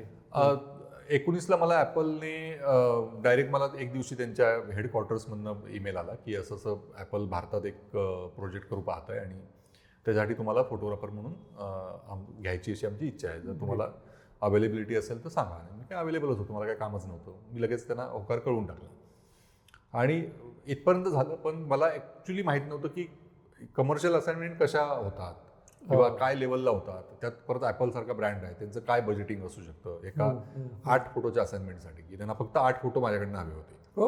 सगळ्या प्रोसेसचे 8 फोटो आणि काही व्हिडिओज बनवा म्हणाले की जे सोशल मीडियावरती स्टोरीज वगैरे ह्याच्यामध्ये टाकता येतील. तर तेवढंच डिलिव्हर करायचं होतं. पण त्याच्यासाठी काय काय असू शकतं हे मला माहीत नव्हतं. मग मी त्यांना माझे चार्जेस सांगितले 2 दिवसाचं शूट आणि येणं जाणं वगैरे. तर त्यांनी स्वतःहून त्याच्यापेक्षा 10 पट चार्जेस मला ऑफर केले. ते म्हणाले अच्छा. एवढे कमी चार्जेस आम्ही देतच नाही, आमचा क्या बात मिनिमम एवढे आहेत. तर कारण मला माहीतच नव्हतं की काय चार्ज करायचं असतं, काय कमर्शियल फोटोग्राफीमध्ये काय बजेट असतं. आणि मग मी इथनं राजस्थानला गेलो. राजस्थानला चांगल्या अतिशय सुंदर रिसॉर्ट्सना त्यांनी राहायची वगैरे सोय केली. मग आम्ही रेकी केली, ती फॅक्टरीज बघितल्या आणि आम्हाला ते कलर मेकिंग प्रोसेस शूट करायची होती की ऑर्गॅनिक कलर बनतात कसे. तर होळीच्या निमित्ताने त्यांना ते फोटोग्राफ्स हवे होते, तर त्याच्यासाठी ती प्रोसेस शूट करायची होती. आणि मग ओव्हरऑल 20-25 लोकांची टीम त्या सगळ्यामध्ये माझ्यासोबत होती. प्रत्येकाला वेगवेगळं काम दिलेलं होतं. भले त्यांचा काही उपयोग नसू दे, पण जगात फोटोग्राफीसाठी लागणारं सगळं त्यांनी मला अवेलेबल करून दिलं. तुम्ही वापरा किंवा नका वापरू, तो तुमचा चॉईस आहे. पण आमच्या बाजूने आम्ही सगळं तुम्हाला तिथे अवेलेबल. एक ट्रक भर सामान त्यांनी ट्रक उभा असायचा त्या साईटवर. आणि काय रिफ्लेक्टर्स हवेत, सन ब्लॉकर्स हवेत, सनलाईट ब्लॉकर्स सगळं अवेलेबल होतं. त्याच्यात वेगवेगळ्या साईजेस होत्या. तर हे सगळं त्यांनी सिनेमाच्या प्रोडक्शन टीमलाच हायर केलेलं दिल्लीच्या एका. अगदी व्हॅनिटी व्हॅन पण होती. म्हणजे हे आपल्या इमॅजिनेशनच्या पलीकडे असतं की फोटोग्राफरला एवढं रिस्पेक्ट आणि आर्टिस्टला एवढा रिस्पेक्ट दिला जातो. तर तो अनुभव माझ्यासाठी फारच जबरदस्त होता. पण म्हणजे एका इंटरव्ह्यूमध्ये मी ऐकलं की ही प्रोसेस त्यांना तरी वेगळी हवी होती. म्हणजे जनरल फोटोग्राफ्स नको होते होळीतले. बरोबर. तर ही ती डिझाईन कसं केलंस मग ते सगळं? त्यांचा होळीच्या निमित्ताने त्यांना फोटो हवे होते, पण त्यांना ते एक क्लिशेड फोटोग्राफ्स नको होते की लोक रंग लावतायत, रंगाने माखलेले की चेहरे वगैरे. आणि ते भरपूर बघून झाले आपल्याकडे. तर वेगळं काय देऊ शकतो आपण. मग ते आमच्या 2-4 वेळा मिटिंग्स झाल्या. त्यावेळी झूम वगैरे नव्हतं, पण मला आठवतं की फोन कॉलवरती दिल्ली, सिंगापूरचं ऑफिस, कॅलिफोर्नियाचं ऑफिस आणि आम्ही कणकवली, जसं आमचा व्हॉइस कॉल व्हायचा आणि वेगवेगळ्या कॉन्सेप्ट डिस्कस व्हायचे. आणि ते एवढी गमतीशीर असायचं कारण मला त्यातलं 10%च कळायचं ते काय बोलतायत ते. कारण प्रत्येकाचं प्रोनाऊन्सिएशन वेगळं. आणि मी आपल्या अंदाजाने त्या मिटिंग्स सगळ्या अटेंड केल्या. पण मी त्यांना एक कॉन्सेप्ट मांडला की म्हणजे त्याच वेळी मी योगायोगाने बहिणाबाईंचं काही वाचत होतो. तर त्याच्यात एक सुंदर किस्सा होता की बहिणाबाई गुलमोहराचं झाड लावत होत्या आणि त्यांचा मुलगा सोपान देव त्याने विचारलं की आई हे झाड का लावतेस तू, ह्याला काय फळं येत नाहीत. तर ती म्हणाली बाळा असं नसतं, प्रत्येक गोष्ट ही पोटासाठी नसते, काही गोष्टी आत्म्यासाठी असतात. तर हे झाड ज्यावेळी बहरेल त्यावेळी माझा आत्मा फार सुखावेल. तर तो धागा मला खूप इंटरेस्टिंग वाटला. आणि मग काय करता येईल, लोकांच्या आयुष्यात कसे रंग आले, होळी सण कसा आला, ह्याच्याबद्दल विचार केल्यानंतर मग रंगच कसे बनतात जे झाडापासून बनलेले आहेत, असं एक नॅरो डाऊन केलं त्या नॅरेटिव्हला. आणि मग असं कळलं की राजस्थानमध्ये काही फॅक्टरीज आहेत की जिथे बायका पळसाच्या फुलांपासून, हळकुंडांपासून, त्यानंतर नीमची कडुलिंबाची जी पानं असतात त्याच्यापासून, अशा खूप वेगवेगळ्या इन्ग्रेडियंटपासून, बीटपासून एक पिंकिश रेड कलर बनवतात. तर त्या रंग बनवतात. मग ते एक ॲपलची टीम तिकडे गेली राजस्थानला, त्यांनी त्या फॅक्टरीज शोधल्या. मग त्यातल्या काही फॅक्टरीज मला त्यांनी फोटो पाठवले आणि मग त्या फोटोंवरनं मग मी 1-2 फॅक्टरीज फायनल केल्या. रिसर्च पण त्यांनीच केला? रिसर्च पण त्यांनीच केला. आणि मग इथनं मी राजस्थानला गेल्यानंतर मी त्या 2 फॅक्टरीज परत व्हिजिट केल्या 1 दिवस आधी, शूटच्या आधी. आणि मग त्यातला लाईट वगैरे चेक करून, कंपासवरती कधी कुठल्या फॅक्टरीत कुठल्या वेळी लाईट येतो हे सगळं चेक करून मग कुठली फॅक्टरी पहिली शूट करायची, संध्याकाळी कुठली करायची, असं करून आम्ही ते 2 दिवसात आम्ही ते शूट तिथे केलं. आणि मग ते होळीच्या दिवशी ॲपलने वेगवेगळ्या त्यांच्या सोशल मीडियाच्या प्लॅटफॉर्मवरनं पब्लिश केलं आणि ते फारच वर्ल्ड वाईड हिट झालं किंवा फेमस झालं. लोकांना प्रचंड ते भावलं. तो टर्निंग पॉईंट म्हणता येईल? One of the turning point सतत होत राहतात. काही ना काही वेगवेगळ्या प्रकारचे टर्निंग पॉईंट असतात. असं नसतं की ओव्हरनाईट तुम्हाला काहीतरी असं हे चमत्कार झाला चमत्कार झाला आणि तुमचं आयुष्य सेट झालं, असं तर नाही. तुम्हाला स्ट्रगल, तुमचं आयुष्य सेट जरी असलं तरी स्ट्रगल हा सतत चालू राहणार. सतत तुम्हाला ते टर्निंग पॉईंट शोधत राहिले पाहिजे. आता हा सगळा आता ॲपलचा जो काही असाइनमेंटचा प्रवास ऐकल्यानंतर मला एक चांगलं लक्षात आलं की तू एवढ्या मोठ्या ब्रँडच्या समोर सरेंडर नाही झाला. तू तुझ्या कन्सेप्ट, तुझ्या कल्पना या सगळ्या त्यांच्याबरोबर मांडल्या आणि ते एक्झिक्यूट केल्यास. बरोबर. त्यांना जशा हव्यात तशा तू नाही दिल्या, तुला जशा हव्यात तशा तू कॅप्चर केल्यास. ॲपलचं एक काय, एक तर वर्क कल्चर त्यांचं फार विलक्षण आहे. ती एवढी मोठी एक भांडवलशाही कंपनी असून सुद्धा आर्टिस्टसाठी किंवा त्यांच्या प्रॉडक्टमधलं जे आर्टिस्टिक विजन आहे तर ते स्टीव्ह जॉब्सची देण आहे. आणि जे वर्क कल्चर आहे ते पण स्टीव्ह जॉब्सची देण आहे. तर स्टीव्ह जॉब्सने बरेचदा त्याच्या करिअरमध्ये फक्त चांगल्या लोकांना घेतलं सोबत आणि त्याने एक विजन दिली आणि बाकी त्यांनी काही इंटरफेअर केलं नाही. तसं ज्यावेळी ॲपलची मला असाइनमेंट आली, मला पहिलं फार प्रेशर आलेलं की आपण डिलिव्हर करू का त्यांच्या अपेक्षेप्रमाणे अमुक तमुक. आणि मग त्यांनी एक सिंगापूरचा एक चांगला फोटोग्राफर आहे, सिनियर फोटोग्राफर आहेत ते माझ्यापेक्षा, तर त्यांनी त्याला मला असिस्ट करायला त्यांनी नेमलं. तर मी त्यांना ओळखत होतो आणि मी त्यांना फॉलोही करत होतो. तर मला त्याचं अजून प्रेशर आलं की एवढ्या मोठ्या फोटोग्राफरला त्यांनी माझा असिस्टंट म्हणून का नेमलं. तर मी त्यांना मेसेज केला की मी तुम्हाला भेटायला फार उत्सुक आहे वगैरे अमुक तमुक आणि हा ऑनर आहे की तुम्ही माझ्यासोबत असिस्ट करणार आहात मला, पण मला त्याचं प्रेशर आलं आहे. तर ते म्हणाले इंद्रजित बी युअर सेल्फ, तुला कोणीही तिथे विचारणार नाही मी तिथे का आहे. तर काही वेळेला मेन फोटोग्राफरला इमर्जन्सी येऊ शकते आणि ते जर आली तर आपण एवढं सगळं मॅनेज केलं तर ते शूट करायला कोणतरी एक्स्ट्रा फोटोग्राफर तिथे पाहिजे, म्हणून मी आहे, मी तिथे काही माझा इंटरफेरन्स नसणार किंवा कोणाचाच नसणार. मग मी तिथे गेल्यावर जसं मी सांगितलं तिथे भरपूर टाईपचं सामान होतं जे मी कधी बघितलं नव्हतं, जे मी कधी वापरलं नव्हतं. ना मला गिम्बल वापरायचं माहीत होतं ना कधी कारण माझे जे व्हिडिओज होते ते सगळे मी हँडहेल्ड हातात फोन घेऊन काढलेले आहेत, इन्स्टावरचे असतील किंवा कुठलेही असतील. तर तिथलं ते गिम्बलही मला वापरायचं माहीत नव्हतं. लाईट्स ज्या एक्स्ट्रा आर्टिफिशियल लाईट असतात त्या माहीत नव्हत्या. त्या त्यांनी प्रोव्हिजन ठेवलेली की in case natural light available नसेल तर काहीतरी हवं आपल्याकडे. पण तिथे गेल्यानंतर त्यातल्या कुठल्याही माणसाने सांगितलं नाही की हे वापरून बघा, हे करा, हे असं करून बघूया. ती लोक फक्त तिथे तुम्ही हाक मारली की यायची, बाकी ती सगळी 10 फूट अंतर ठेवून बाजूला बघत बसायची. मी असिस्टला होती फक्त असिस्टला होती. तर त्यांनी ॲब्सोल्यूट एक पैशाचा इंटरफेरन्स कधी त्याच्यामध्ये केला नाही आणि कुठल्याही प्रकारचं त्यांनी मला बॉदरेशन आणलं नाही किंवा काही गोष्टी सजेस्ट केल्या नाहीत, असं करून बघ तसं करून बघ. ते म्हणाले की तुला जे वाटतं ते कर, फक्त तुला काय मदत लागली तर हाक मार, आम्ही आहोत. आणि ते सगळे शॉर्ट झाला की ते बाजूला थांबलेले असायचे. शॉर्ट झालं, हां इथलं झालं शूट करून, आता मला वेगळं काहीतरी ट्राय करायचं की ते हां सांग आता आम्हाला काय करायचं, वेगळं ट्राय काय पाहिजे तुला. तर हे वर्क कल्चर ॲपलमध्ये आहे. म्हणजे तुम्ही ॲपलचं इव्हन इंस्टाग्राम बघितलं त्याच्यामध्ये व्हरायटी ऑफ असाइनमेंट्स आहेत. असं नाही की ते एकाच पद्धतीतल्या असाइनमेंट्स करतायत. तर त्यांना बेसिकली आर्टिस्टमध्ये इंटरेस्ट आहे आणि त्या आर्टिस्टच्या व्हिजनमध्ये इंटरेस्ट आहे. तर हा एक मोठा फरक आहे त्या ब्रँडमध्ये आणि बाकी ब्रँडमध्ये. ॲक्च्युली आता हे जे काय ऐकताना मला एक चांगला हे जाणवलं की एवढ्या मोठ्या कंपनी किंवा मोठा ब्रँड एका आर्टिस्टला एवढा रिस्पेक्ट देतो आणि त्याच्याकडनं काम चांगल्या पद्धतीने करून घेतो. हा रिस्पेक्टच वाखण्यासारखा आहे ॲक्च्युली, कारण त्या रिस्पेक्टमुळेच चांगला काम आउटपुट बाहेर येतो. बरोबर. कुठलंही काम ज्यावेळी मी करतो, ॲपल सारखा ब्रँड असेल किंवा बाकी असाइनमेंट असेल किंवा माझं काम असेल, त्याच्यात माझी विजनला मी का धरून ठेवू शकतो, तर त्याचं मेन कारण तुमचं जर काम किंवा तुमचं जर जी स्टाईल जर युनिक बनली तर तुम्हाला अप्रोच होणारी लोक जी आहेत त्या युनिकनेससाठी अप्रोच होतात. That's correct. आणि त्याच्यामुळे तो फ्रीडम तुमच्याकडे कायम राहतो की तुम्ही तुमच्या स्टाईलने काढा, आम्हाला ती स्टाईल हवी आहे, नाका आम्हाला काही हे करायचं आहे. कारण तुमची विजन किंवा तुमची स्टाईल ही त्यांच्या अंडरस्टँडिंगपेक्षा वरती असते नेहमी. त्यांना नेहमी ते बघताना असं बघतात की अरे कसं काय हा माणूस करतो.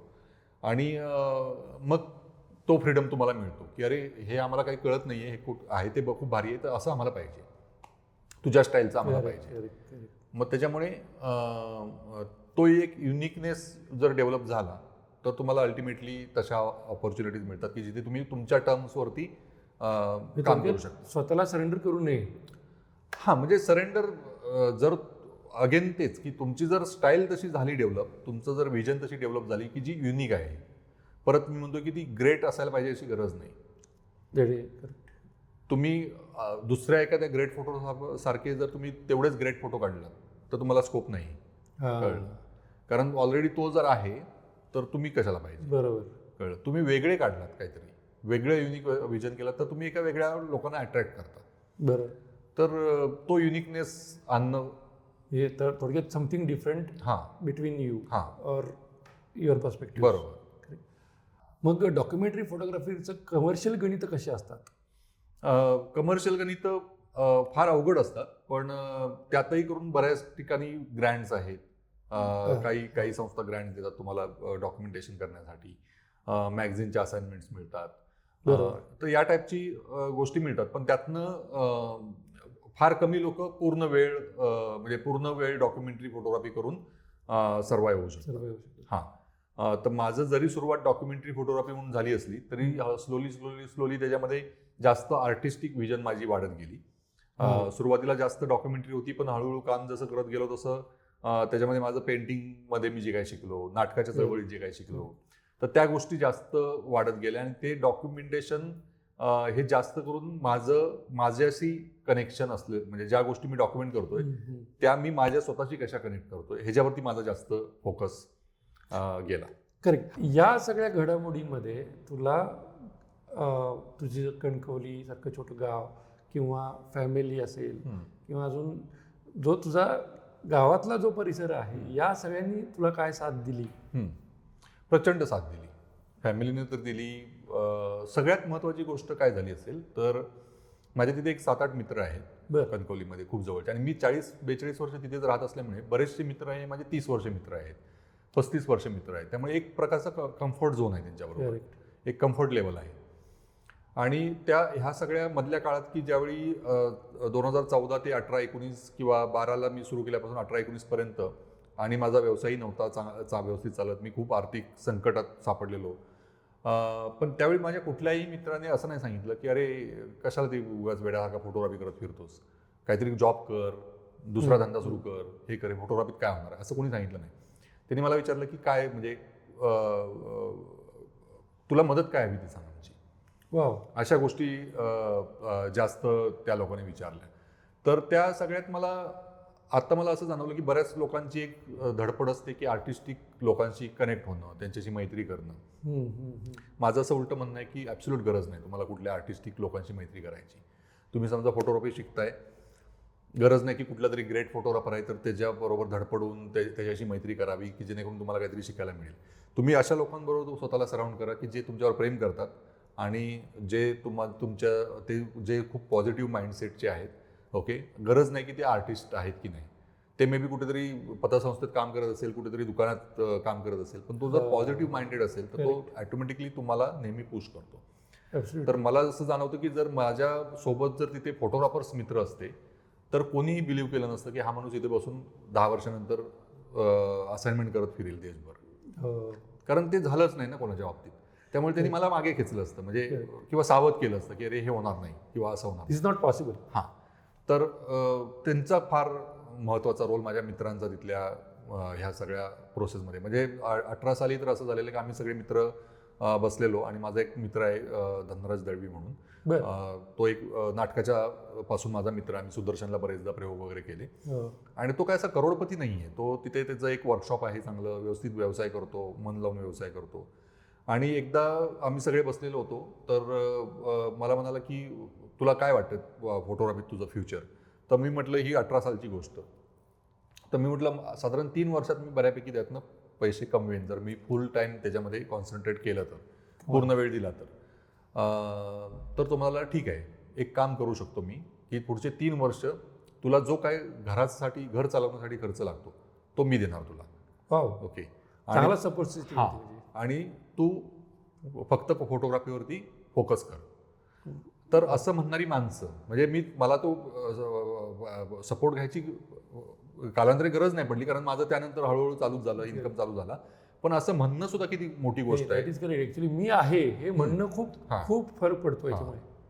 तर त्याच्यामुळे अशा लोकांबरोबर तुम्ही जास्त सराउंड राहणं, आणि गरज नाही की त्यांच्याबरोबर खूप आर्टिस्टिक चर्चा झाल्या पाहिजेत, काय झाल्या पाहिजेत, पण काय तुम्ही करून आलात, काहीतरी इंटरेस्टिंग अचिव्हमेंट झाली की अशी लोक पाहिजेत की अरे लय भारी, चल पार्टी करू किंवा काहीतरी मजा करू, असं. क्या बात. आत्ता जे काय तू सांगत होता त्यातनं एक लक्ष येते की तू तुझ्या तत्वाला फिक्स आहेस की तुला जे हवं आहे तर तू मिळवायचा प्रयत्न करतोस, भले ते मग तुझ्या कणकवली गावात असेल किंवा वेगळ्या असाइनमेंट्समध्ये असेल. पण हे जी तत्व असतील किंवा तत्वज्ञान असेल तुझी काय आत्ता ते सांगत तू त्याला फॉर्म कसा राहिलास किंवा हे तू मिळवलंस कुठून? नाही, हे मिळवण्यापेक्षा ते हळूहळू तुमच्यात कसं इनडायरेक्टली किंवा अनकॉन्शियसली डिपॉझिट होत जातं. त्याला काहीतरी बरीच कारणं असतील. पण मला असं जाणवलं की जसं माझं काम स्प्रेड व्हायला लागलं आणि माझा प्रवास वाढला आणि आता असं होतं की वर्षभरात मी किमान 500 लोकांबरोबर सफिशियंट टाइम स्पेंड करून काहीतरी काम करतो. जसं फॉर एक्झाम्पल माझ्या वर्कशॉप्स असतील तर साधारण 200-100 लोक माझी वर्कशॉप वर्षभराला होतात आणि खूप चांगली लोक. कारण गंमत काय होते की तुम्ही अशा लोकांना अट्रॅक्ट करता की ज्यांना ही गाई गुरं खूप इंटरेस्टिंग वाटतात किंवा हे फोटो इंटरेस्टिंग वाटतात की अरे किती सुंदर आहे. तर ह्या सुंदरतेवर प्रेम करणारी लोकच अट्रॅक्ट होतात. आणि ह्या सगळ्या ह्याच्यामध्ये दुसरी गोष्ट काय जाणवते की ह्या सगळ्या म्हणजे ह्या प्रसिद्धीली किंवा ह्या गोष्टींना काही अंत नाही आहे. किती लोकांना तुम्ही भेटत राहणार, किती लोकांपर्यंत काम पोहोचत राहणार, सोशल मीडिया असेल किंवा प्रत्यक्ष भेटण्यात नसेल.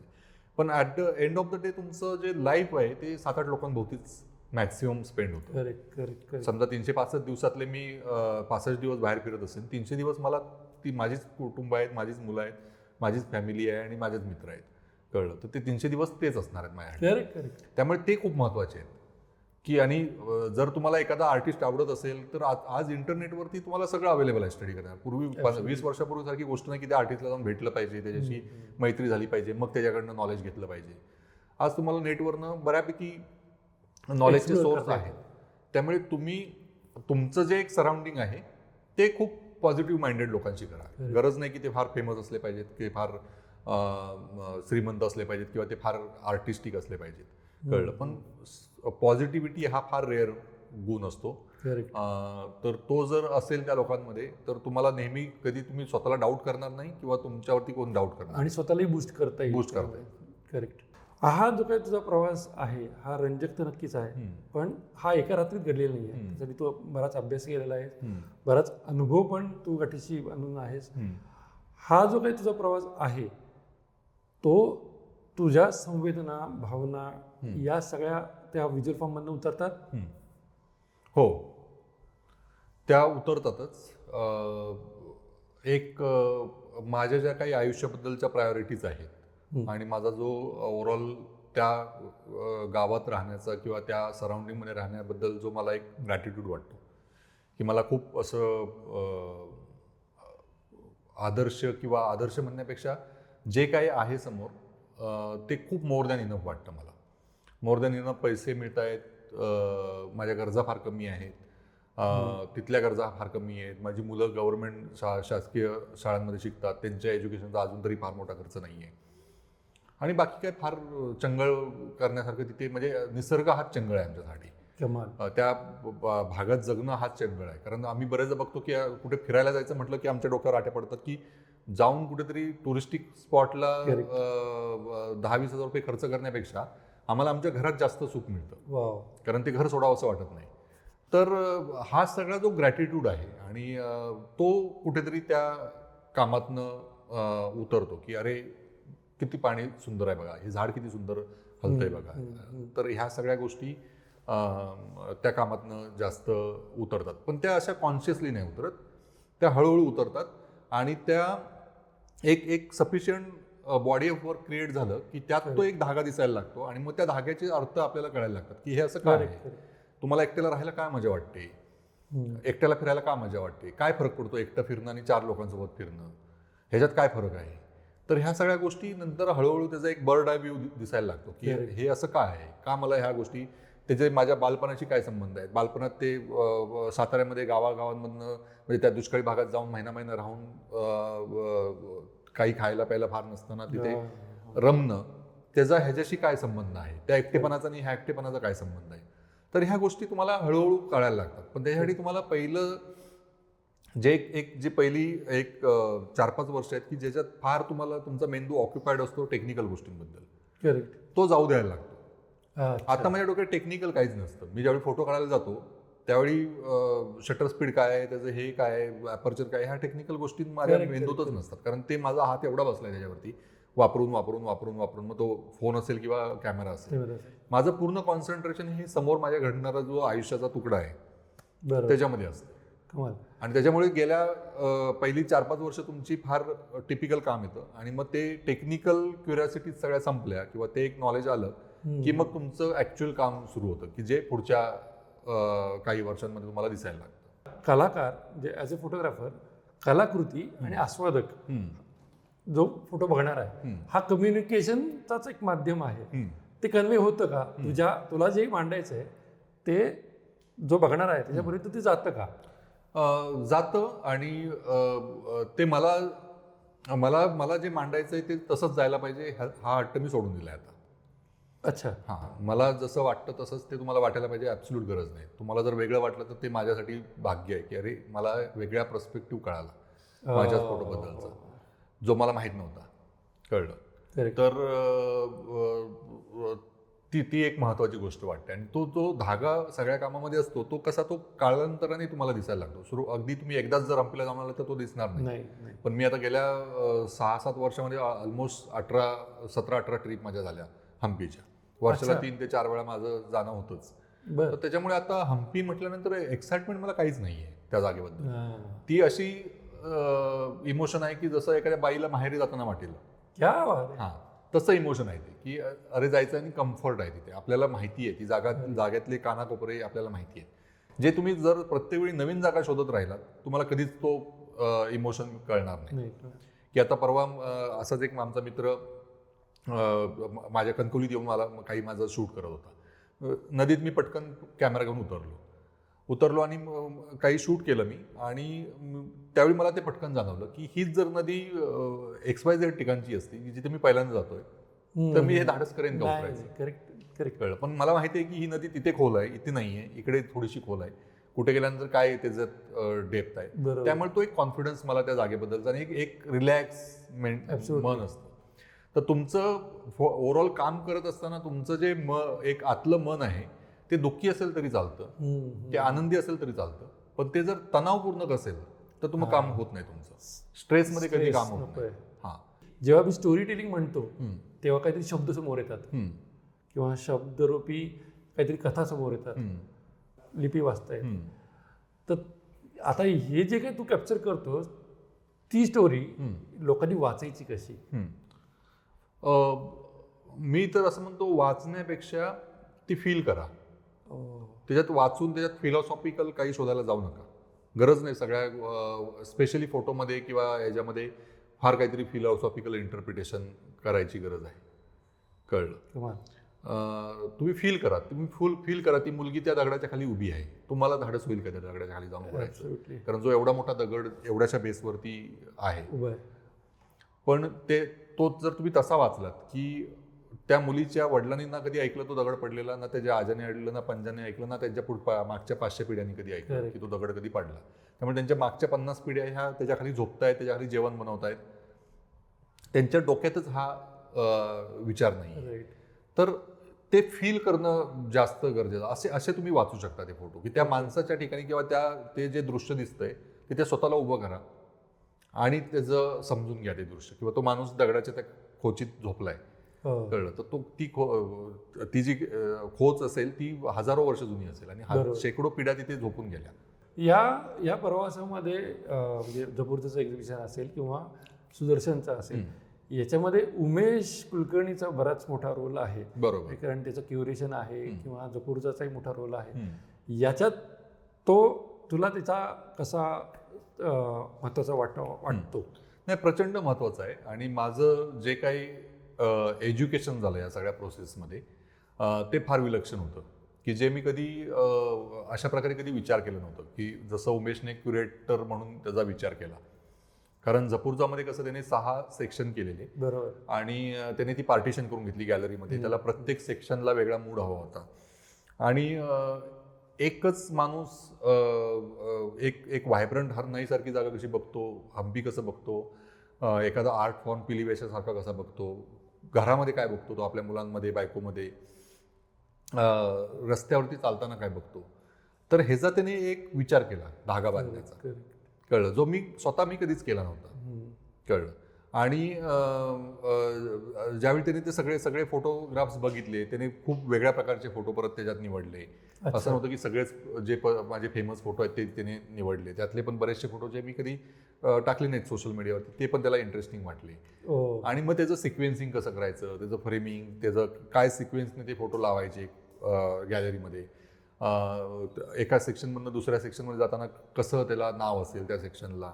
जसं ह्या सेक्शनला दूर कुठेतरी होतं, आत म्हणून एक सेक्शन होतं, बाहेर म्हणून एक होतं, अशी वेगवेगळी सेक्शन्स. तर हे सगळं माझ्यासाठी, कारण माझी एक्झिबिशन झालेली आहेत, एक्झिबिशन बरीच होतात, पण ह्या प्रोसेसमध्ये मी कधी इन्व्हॉल्व नसतो.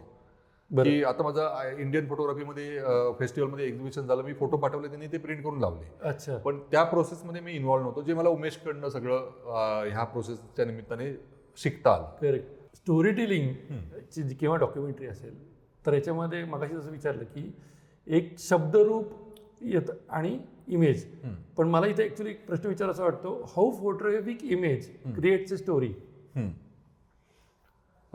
स्टोरी ती त्यावेळी क्रिएट होते ज्यावेळी तुम्ही त्याच्यामध्ये इंटरप्रिटेशनसाठी काहीतरी स्कोप ठेवता.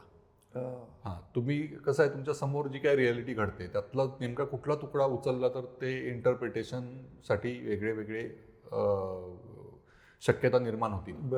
हे ज्यावेळी तुम्हाला कळायला लागतं त्यावेळी तुम्हाला स्टोरी टेलिंग कळायला लागतं. अच्छा. की गरज नाही की जे समोर दिसतं ते सगळंच कॅप्चर केलं पाहिजे. त्यातलं नेमकं काय नोटीस देऊन बघायचं आहे, काय नोटीस करायचं आहे, किंवा काय लक्ष देऊन बघायचं आहे की ज्याला काहीतरी अर्थ आहे, तो तुकडा एकदा तुम्हाला कळायला लागला की मग त्यातनं स्टोरीज क्रिएट होतात. मग दोन्हीमध्ये फरक आहे, डॉक्युमेंटरी फोटोग्राफी आणि स्टोरी टेलिंगमध्ये? स्टोरी टेलिंग हा कुठल्याही फोटोग्राफीचा भाग आहे. ओके. हां, त्याच्यात स्टोरी टेलिंग काय आपल्याला फोटोग्राफीचा जॉनर म्हणून नाही म्हणता येणार. डॉक्युमेंटरी फोटोग्राफीमधनं जी स्टोरी सांगता त्याला स्टोरी टेलिंग म्हणतात. तुम्ही ज्या प्रकारे स्टोरी सांगता फोटोग्राफी हे माध्यम वापरून, त्याला स्टोरी टेलिंग म्हणतात. मग ते स्टोरी टेलिंग कवितेतही असतं, ते सिनेमातही असतं, बरोबर, ते वेगवेगळ्या डॉक्युमेंटरी फिल्ममध्ये पण असतं. मगाशी बोलताना तू पर्स्पेक्टिव्ह हा शब्द वापरतोस, तू स्वतःचं पर्स्पेक्टिव्ह कसं बिल्ड करतोस याकडे, इमेज क्रिएशनमध्ये आणि कंपोजिशनमध्ये? पर्स्पेक्टिव्ह तेव्हाच बिल्ड होतो आणि ती खूप ऑर्गॅनिक प्रोसेस असतं. बिल्ड करतो म्हणण्यापेक्षा बिल्ड कसा होतो हे महत्वाचं आहे. Correct correct. तुम्ही जर असं म्हणालात की मी कॅमेरा घेणार, मी आता माझा पर्स्पेक्टिव्ह बिल्ड करणार, नाही होणार बिल्ड. कळलं तर तुम्ही ॲटोमॅटिकली तुम्ही लोकांचं कॉपी करणार, बिल्ड करणार. पण तो पर्स्पेक्टिव्ह किंवा ती व्हिजन तुम्हाला सापडते, किंवा तसं म्हणण्यापेक्षा त्या पर्स्पेक्टिव्हला किंवा त्या व्हिजनला तुम्ही सापडता. आणि ते सापडण्यासाठी तुम्ही बाहेर असणं गरजेचं आहे, तुम्ही काम करत असणं गरजेचं आहे. कळलं. आणि ते सातत्याने काम करून करून करून सतत तुम्हाला एका पातळीनंतर असं वाटतं की अरे तो नाही पर्स्पेक्टिव्ह वेगळा नाही माझा, किंवा माझा पर्स्पेक्टिव्ह काही वेगळा नाही आहे, तरी पण तुम्ही रिगार्डलेसली तुम्ही तरी पण काम करत राहता. आणि मग प्रत्येक वेळी त्या बॅरियरला क्रॉस केल्यानंतर ज्यावेळी तुम्ही करता त्यावेळी तुम्ही काहीतरी एक्स्ट्रा ॲड केलेलं असतं तुमचं स्वतःचं, आणि ते ॲड होत होत होत होत एक प्रकारचं एक पॅटर्न किंवा स्टाईल तुमची क्रिएट होते, ज्याचं रिअलायझेशन तुम्हाला लोक करून देतात, तुम्हाला नाही होत. कारण तो असा एक मुवमेंट नसतो की ह्या मुवमेंटला मला स्टाईल सापडली, असं कधी सांगता कधीच नसतं. म्हणजे जर त्या एखाद्या माझ्या फोटोमध्ये 10 वेगळे एलिमेंट असतील, तो एक एलिमेंट मला कधीतरी वर्षभरापूर्वी मी शिकलेलो असतो, एखादा एलिमेंट मी 10 वर्षापूर्वी शिकलेला असतो, एखादा एलिमेंट माझ्या लहानपणाशी निगडीत असतो, एखादा एलिमेंट पौगंडावस्थेशी निगडीत असतो. तर ते सगळे येत काहीतरी बनतं, पण ते डेलिबरेटली शोधायला कधी जाऊ नका. हो. इथे एक मुद्दा मला आकर्षणी विचारायचा वाटतो की या व्हिज्युअल एलिमेंटमध्ये कुठेतरी ह्युमन फिगर्स शी स्टोरी टेलिंग कनेक्टेड आहेत का, किंवा ह्युमन फिगर असेल किंवा ह्युमन फिगरेटिव्ह काहीतरी असेल, लाईव्ह म्हणतो त्याला, त्याच्यामुळे स्टोरी टेलिंगला काहीतरी व्हॅल्यू वाढते? हो, ऑफकोर्स. शेवटी तुम्हाला गोष्टच सांगायची, आणि बऱ्याचशा गोष्टी ह्या माणसांशी आणि माणसांच्या आयुष्याशी निगडीत असतात. त्याच्यामुळे जे कोणी माणसं मी माझ्या फोटोत येतात त्या माणसांचं आणि त्या माणसांसोबत जे इतर एलिमेंट मी घेतो त्याच्यामध्ये, त्याचं रिलेशनशिप शोधणं म्हणजे स्टोरी टेलिंग. ओके. इथल्या सगळ्याच फोटोमध्ये असं नाही वाटत आहे की अरे या माणसाने इथं उभं केलंय, हे नॅचरल असणार आहे, पण मग हे मोमेंट्स कॅप्चर करताना तू काय काळजी घेतोस की ते एक हवेतलं माकड असेल की त्या 4 माणसं आहेत पण 5 शॅडोज आहेत, काय थॉट प्रोसेस असते की अरे हे मला याच पद्धतीने कॅप्चर करायचं आहे? नसते थॉट प्रोसेस. नसते. थॉट प्रोसेस नसते. थॉट प्रोसेस तुम्ही घरात बसून करा. तुम्ही घरात स्टडी करा. तुम्ही वेगवेगळ्या जगभरातलं काम बघा. लोकांनी काय काय काम केलं बघा. ज्यावेळी तुम्ही बाहेर जाता त्यावेळी तुम्ही फक्त त्या मोमेंटशी कनेक्ट व्हा. वाव. तिथे तुम्ही तेवढा वेळ नसतो तुम्हाला ह्याचं काय इंटरप्रिटेशन आहे आणि ह्याचं काय फिलॉसॉफिकल इंटरप्रिटेशन नाही. तुम्ही जा, ते फील करा, ती गंमत बघा समोर जी चालली आहे ती. आणि कॅमेरा एवढा ट्रेन करा तुमचं टूल की जे तुमच्या एका शरीराच्या भागासारखं ऑपरेट होईल. की त्याच्यासाठी तुम्हाला चेक करत बसायला लागतं नाही की मी काय चुकीचं केलं आणि काय केलं. तो कॅमेरा डोळ्याला लावला की माझे सगळ्या गोष्टी रोबोटिक्स प्रमाणे चालतात. कारण मी इतके वाईट फोटो काढलेले आहेत पहिल्या 5 वर्षामध्ये 6 वर्षामध्ये. तर त्याच्यासाठी मी जे म्हणतो कन्सिस्टंटली बाहेर जाऊन त्याचे रिझल्ट सोडून द्या. तुम्ही इतके फोटो काढा, वाईट काढा, घाणेरडे काढा, ओव्हर एक्सपोज करा, अंडर एक्सपोज काढा, कंपोजिशन वाईट नसू देत, हे असू देत. त्यातनं होईल काय, ते वाईट काढून काढून काढून काढून काढून तुमचा ॲटलिस्ट कॅमेरावरती हात बसेल. कळलं. आणि मग ते हळूहळू इम्प्रूव्ह होत जातं आणि पॅरलली काम बघा लोकांचं. आणि काम बघायचा अर्थ असं नाही की फक्त इंस्टाग्रामवरचं काम बघा. वेबसाईट जाऊन व्हिजिट करा. मोठे मॅग्नम सारखे वेबसाईट असेल ती जाऊन व्हिजिट करा. काय लोकांनी काम केलं, काय अवस्थेत काम केलं. आज आपल्याकडे प्लॅटफॉर्म्स आहेत, सोशल मीडिया आहे. मला एक मोटिव्ह आहे की बाबा मी काम केलं तर ते बघणारी 25-30 हजार लोक आहेत माझ्या फॉलोईंग लिस्ट. बरोबर. पण 50 वर्षापूर्वी ज्यावेळी काहीच नव्हतं, करेक्ट, त्यावेळी लोक करत होती काम. त्यावेळी अशी विलक्षण उदाहरणं आहेत त्या काळातली की ज्यांनी एवढं काम केलं. तर त्या लोकांचे काय मोटिव्ह होते ते एकदा समजून घ्यायचा प्रयत्न केला की मग आपल्याला पण क्लॅरिटी येते. आत्ता जे तू काम करतोय आणि गेले 50 वर्षापूर्वी ज्या फोटोग्राफर लोकांनी काम केलं असेल या कामाकडे आणि तुझ्या कामाकडे तू कसं बघतोस? 50 वर्षापूर्वी ज्या लोकांनी काम केलं ते फार फोटोग्राफी किंवा डॉक्युमेंटेशन ह्या पर्स्पेक्टिव्हशी जास्त लॉयल होते लोक कम्पेअर टू आजची आपली जनरेशन. कारण आज तसं म्हटलं तर डॉक्युमेंटेशनला काय अर्थ नाही आहे. डॉक्युमेंटेशन या अर्थाने आज तुम्ही त्या डॉक्युमेंटेशनमध्ये आर्टिस्टिक पर्स्पेक्टिव्ह किती आणता त्याला महत्त्व आहे. करेक्ट. कारण समजा जसं कालच्या ह्याच्यात पण मी उदाहरण दिलं, एखादी 9वारी साडीतली बाई आहे तर ती 9वारी नेसली म्हणून तिचा फोटो काढण्यात काहीच पॉईंट नाही. कारण तिने स्वतःच काढले असणार. तिच्याकडे स्वतःकडे स्मार्टफोन आहे, तिचे मुलाकडे स्मार्टफोन आहे, नातवाकडे फोन आहे, घरात तिचे 4 फोन आहेत आणि प्रत्येक फंक्शनला तिचा फोटो काढलाय. तर मी तिचा फोटो 9वारीत आहे म्हणून काढून काय उपयोग आहे? त्यात ग्लॅमर काहीच नाही आहे. ग्लॅमर त्या डॉक्युमेंटेशनला काय अर्थच नाही आहे. कारण पूर्वी 50 वर्षापूर्वी कसं होतं, कॅमेराच नव्हता ना लोकांकडे. त्यामुळे 50 वर्षापूर्वीच्या फोटोग्राफरला जर वाटलं असतं की अरे ह्या बाईला आपण डॉक्युमेंट करून ठेवूया कारण हिच्या घरातही तिचा फोटो नाही आहे आणि हे कुठेतरी भविष्यात उपयोगी पडेल, ते आपण जस्टिफाय करू शकतो. आज मला असं वाटतं की फक्त 9वारी नेसली म्हणून ती फोटोजेनिक नाही आहे. तर ती कुठल्या लँडस्केपमध्ये आहे, मग ती काय फॉर एक्झाम्पल आता हरणेतल्या ज्या मच्छीमार बायका आहेत तर त्या सगळ्या एक अख्खी पिढी आहे की जी पुढच्या 10 वर्षात नष्ट होईल, की ज्या अतिशय जबरदस्त त्यांचा ड्रेसिंग सेन्स आणि फॅशन सेन्स आहे. पण म्हणून मला ते फक्त तो फॅशन सेन्स आहे म्हणून नाही डॉक्युमेंट करायचं. तर त्यांचं त्या मच्छी बाजाराशी आणि त्या ओव्हरऑल ह्याच्याशी काय कनेक्शन आहे ते मला जास्त माझा फोकस आहे. ॲक्च्युली ती सिरीज सगळी पाहिली मी आणि त्याच्यामध्ये जो इमोशनल कनेक्ट जो आहे व्ह्युअरचा ॲज ए व्ह्युअर म्हणून तो ॲटोमॅटिकली कनेक्ट होतो की अरे हे मी पण पाहिलंय पण असं नाही सुचलं मला. काइंड ऑफ की आत्ता माझ्यासमोर ते मासिक विकायला बसली बाई, असा तो कनेक्ट होतो. बरोबर. या घडामोडीमध्ये जसं आत्ताची जनरेशन जी आहे ती इन्स्टंटवरती सगळं बघते. म्हणजे इंस्टाग्राम असेल, फेसबुक असेल, सोशल मीडिया असेल, कुठल्याही किंवा फोटोग्राफ्स काढतात, पोस्ट करतात, त्याच्यावरती लाईकवरती अवलंबून आहेत. या फोटोग्राफी पर्स्पेक्टिव्हकडे तू स्वतःच्या फोटोग्राफीकडे कसं बघतोस? मला माझं वैयक्तिक असं म्हणणं आहे की जे आत्ताचं जे रील कल्चर आहे कळलं तर मला असं वाटतं की फोटो का महत्त्वाचा आहे की 100 वर्षानंतर सुद्धा तो फोटो राहील. रील हे आत्ताचा ट्रेंड आहे. कळलं. ट्रेंड चेंज होत राहतात. फोटो हा ट्रेंड नाही आहे. फोटो हा 200 वर्षापूर्वी पण होता, तेव्हापासून डेव्हलप होत गेला आणि पुढची 200 वर्ष सुद्धा फोटो हे माध्यम राहील. आणि बाकीचे जे सोशल मीडियाशी रिलेटेड जे बाकीच्या गोष्टी रील असतील किंवा त्या निमित्ताने ज्या येणाऱ्या गोष्टी असतील त्या गोष्टी येत राहतील, जात राहतील. तर ॲज अ आर्टिस्ट किंवा फोटोग्राफर म्हणून तुम्ही तो डिसिजन घ्यायचा आहे की तुम्हाला फोटो काढायचे आहेत की रील करायचं आहे. आणि ॲट द सेम टाईम मला रील करणाऱ्यांबद्दलही अजिबात चुकीचं वाटत नाही. ओके, कारण मला असं वाटतं की ते एक मीडियम आहे, कळलं, त्याचा एक वेगळा ऑडियन्स आहे. मग तो ऑडियन्स त्यांनी केटर केला तर काय प्रॉब्लेम नाही आहे. तुम्ही आता होतं काय की इन्स्टावरती तुम्ही फोटोही बघता, रीलही बघता, तुम्ही सिनेमाची ॲडव्हर्टाईजही बघता, तुम्ही इतर प्रॉडक्टची बघता. पूर्वी असं नव्हतं. पूर्वी फॅशन मॅगझिनमध्ये फॅशन रिलेटेड येत होतं, स्पोर्ट्स मॅगझिनमध्ये स्पोर्ट्स रिलेटेड येत होतं. आज हे सगळं एकाच प्लॅटफॉर्मवर आल्यामुळे लोकांचं कन्फ्युजन होतं किंवा लोक त्या ट्रेंडच्या मागे धावतात किंवा जास्तीत जास्त लोकांना अट्रॅक्ट करायला बघतात, आर्टिस्ट लोक. पण तुम्ही तुमच्या एथिक्सशी धरून राहते ना, तुम्हाला तुमचा चाहता वर्ग तिथे भेटेल. करेक्ट. आणि बाकी लोक रील बनवत आहेत आणि ते आपल्यापेक्षा 10 पट फॉलोअर्स मिळवत आहेत म्हणून इन्सिक्युअर होण्याचं पण काही गरज नाही आहे. कळलं, कारण तो चॉईस त्यांना आहे, ती लिबर्टी त्यांना आहे, त्यांनी ते करायलाच पाहिजे. Specially young generation.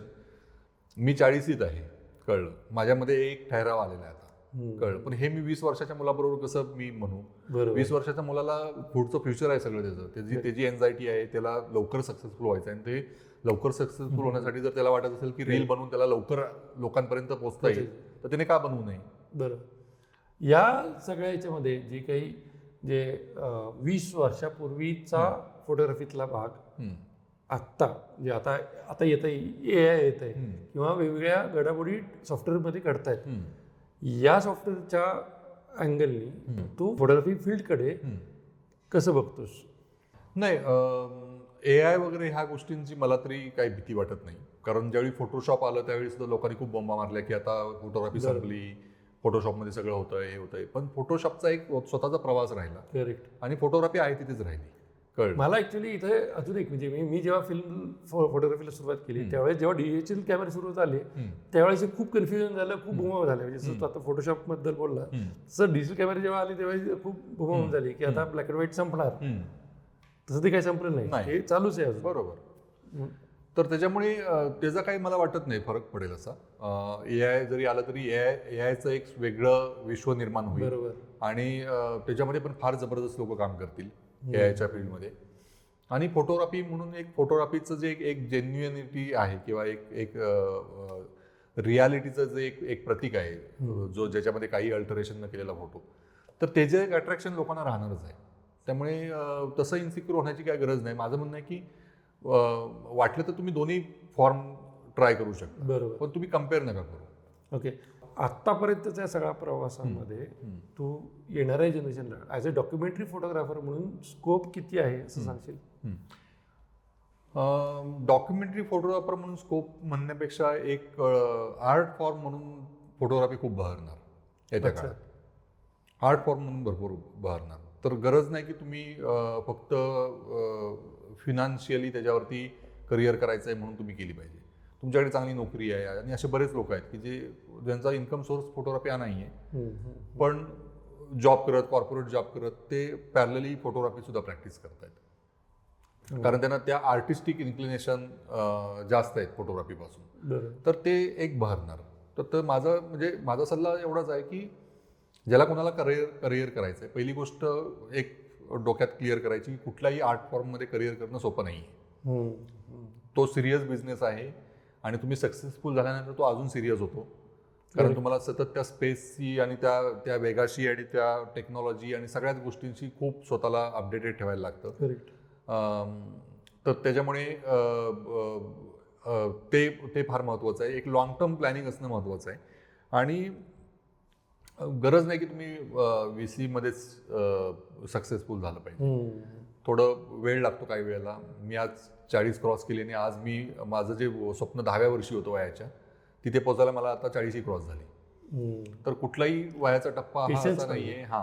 वयाचा टप्पा असा नाही की जिथे तुम्हाला असं निराश झालं पाहिजे किंवा काय झालं पाहिजे. मी 32व्या-33व्या वर्षी सुरू केली फोटोग्राफी आणि 40 वर्षाचा झालो त्यावेळी मला त्याच्यात सक्सेस म्हणू अशी काहीतरी मिळायला लागली. तर त्याच्यामुळे लॉंग टर्म प्लॅनिंग करा, तगून राहा. तुम्हाला करायचंच असेल तर अवघड आहे पण इम्पॉसिबल नाही आहे. त्यामुळे तगून राहा, जॉब करा, कसं सर्वाईव्ह व्हा. जर तुम्हाला म्हणजे फोटोग्राफर किंवा आर्टिस्ट म्हणूनच जगायचं आहे पुढचं बरोबर. काही वर्ष, तर ते करण्यासाठी ज्या काय ॲडजस्टमेंट करायला लागतील त्या करायची तुमची तयारी असेल तर तुम्ही होतं सक्सेसफुल. स्टोरी टेलिंगमधली गंमत आणि डॉक्युमेंटरी फोटोग्राफी ह्यातला जो काय तुझा प्रवास आहे हा अतिशय गंमतशीर आहे खरं तर. म्हणजे गंमतशीर म्हणण्यापेक्षा इंटरेस्टिंग तर आहेच आहे, पण प्रेरणा देणारा पण आहे. या सगळ्या प्रवासाचा मला एक थोडासा 10% तरी भाग कळाला किंवा माहिती घेण्याची संधी मिळाली. याच्यासाठी दुनिया शास्त्रकरांची या माध्यमातून मी तुझे खरोखर आभार मानतो. थँक्यू. त्याचबरोबर जपूरजा सारख्या मोठ्या संस्थेने हे एक्झिबिशन तुझं भरवलं, त्याच्यामुळे त्यांचेही आभार. महाराष्ट्र कल्चरल सेंटर त्यांनी इथे सुदर्शनला भरवलं आहे. त्यात सगळ्यात महत्त्वाचं म्हणजे उमेशनी हे सगळं क्युरेट केलेलं आहे. बरोबर. तर त्याचेही आभार. आणि परत आपण भेटूया नक्की. या सगळ्या गप्पा मांडण्यासाठी. आणि दुनिया चायकरांची पेज नक्की फॉलो करा. तूही विसरू नकोस. हो, नक्की. येस.